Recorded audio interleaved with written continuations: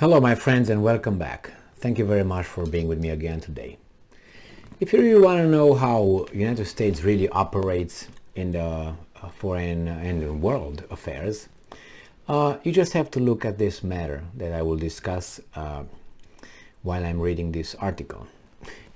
And I don't know who might agree with this decision, but let's go and see what's going on. This article comes from Reuters from September 2nd, 2022. Russia says no US visas yet for Lavrov visit to United Nations.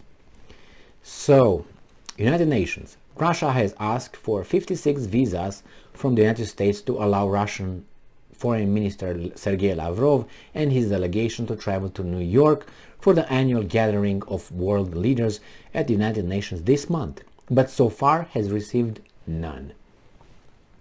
In a letter to United Nations Secretary General Antonio Guterres, seen by Reuters on Friday, Russia's US Ambassador Vasily Nebenzia said this was, quote-unquote, alarming because during the past several months Washington had, quote-unquote, been constantly refusing to grant entry visas to a number of Russian delegates for other UN events. The United States takes seriously its obligations as UN host country, said a State Department spokesperson, adding the visa records are confidential under US law, so it could not comment on individual cases. Under the 1947 UN Headquarters Agreement, the United States is generally required to allow access to United Nations for foreign diplomats, but Washington says, so that's not in the United Nations Headquarters Agreement, but the United States outside of that says it can deny visas for security, terrorism, and foreign policy reasons. Now, security, yeah, if there's a guy who said, I'm going to do this to this and then, okay. Terrorism, yeah, I'm suspected of creating a problem over there because I'm going to bring with me the 5, weapons. I can't say it here. And the other one, foreign policy, that is anything they want. That's an open umbrella where they can fit underneath whatever they want.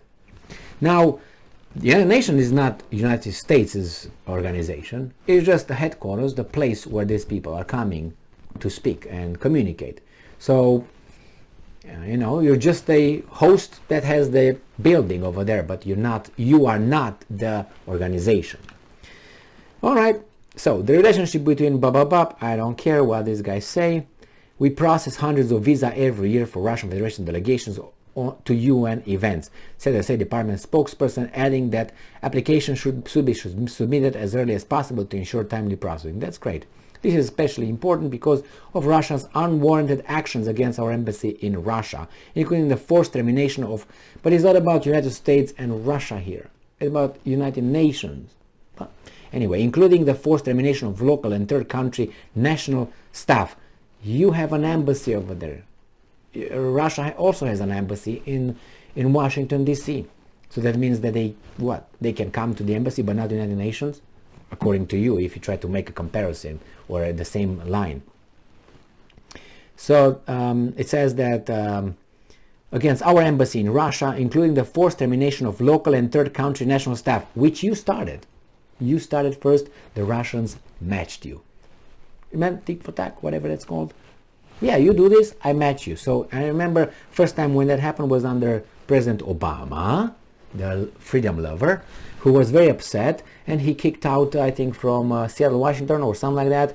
He kicked out, or from Los Angeles, on the West Coast, anyway. I don't know how many, and he closed a cultural center. And Russia said, why? We're going to do the same thing to you.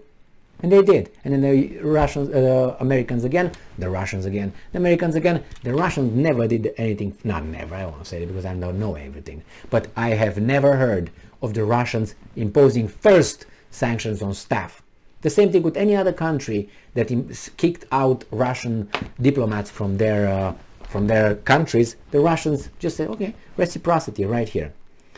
So, Nebenzia, the ambassador, added that no US visa had yet been granted to journalists accompanying Lavrov and the flight crew. He asked Gutierrez to once again emphasize to the authorities of the United States that they must promptly issue requests for visas for all Russian delegates and accompanying persons, including Russian journalists. Well, I don't know if that's really accurate. I think the Americans have the authority to decide who they let on their territory and who they don't. So I agree with this. Wait, hold on. I think those guys are a little bit from your little security services. I don't think that guy. I don't think that guy. It's okay. I agree with that, with this. They are the ones, they come on my territory, I have to vet them. You can't just cover underneath the, the visa of whatever, you have diplomatic status and I can come. No. I agree with that. Regardless, whatever, it's your child's birthday or United Nations little hanky-panky party. No. So it says, we proactively engage with the U.S. mission on visas and Leger with a mission of specific cases, blah, blah, blah. Okay, well, let's see what's going to happen here. It says that on February, Washington slapped sanctions on Lavrov, accusing him of being directly responsible for Russia's unprovoked and unlawful further invasion of Ukraine. The sanctions freeze any assets Lavrov might have in the United States and generally bar Americans from dealing with him. Okay, so then we got Nabezhny cited some recent visa issues in his letter to Gutierrez, saying that Russia's Internal Affairs Minister Vladimir, they're all Vladimirs over there, Stev was unable to travel to New York City for a UN Chief of Police summit this year. He says representatives of Russia law enforcement agency were also unable to attend a UN event this week on countering the use of information and communication technology for criminal purposes. Well, let's see. Let's discuss this little article. From a legal standpoint, I think the United States of America has the right to restrict anyone they want for any reason they want. That's the first one. So the United States can say, well, we don't like the guy. I think the guy is a threat. What threat? I don't have to give you specifics. That's it. Bye-bye. He's part of a government that invades another country that we love, we push, we sponsor, and we control. We don't have to give anything else. That's the first one. So from the legal standpoint, the Russians can take a hike. All right, now from the moral standpoint. All right, why would Lavrov come over there? He's going to go to speak and meet people, right? Well, he can meet those people in bilateral meetings or by phone, so it's not a big deal. The big deal is the United States tries to portray Russia as the, whatever, not necessarily yet terrorist state, but something like that, you know? So they try to give it an example to the rest of the world that they forcefully, because Russia is not how they call it, they try to, what's that word, it escapes me right now, when they isolate.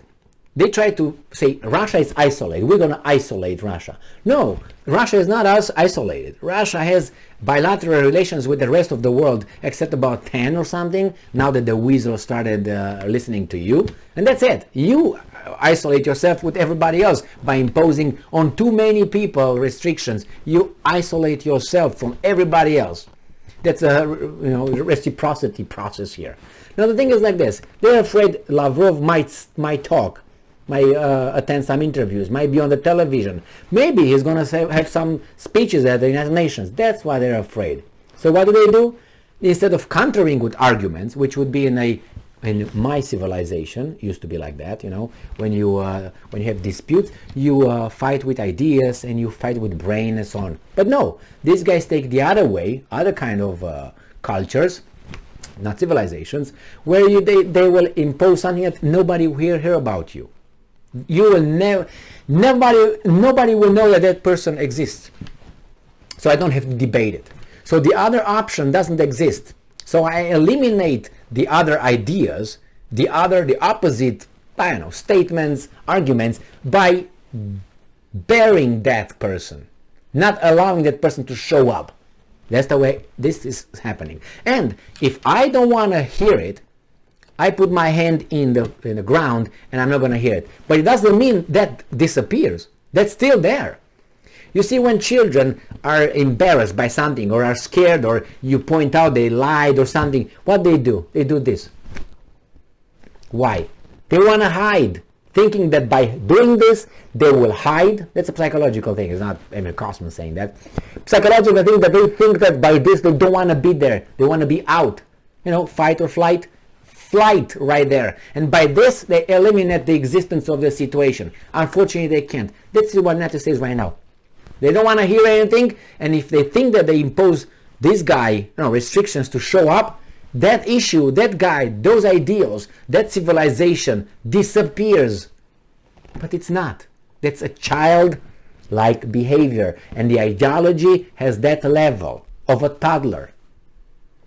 So yeah, Lavrov might not show up, but do you think that Lavrov was going to be crying about that? They're going to use that as, look, see, the country, the land of the free and of the brave are so free that they don't let me talk. The same happened with Ahmadinejad. The same happened with many other guys that these guys did not want to hear them.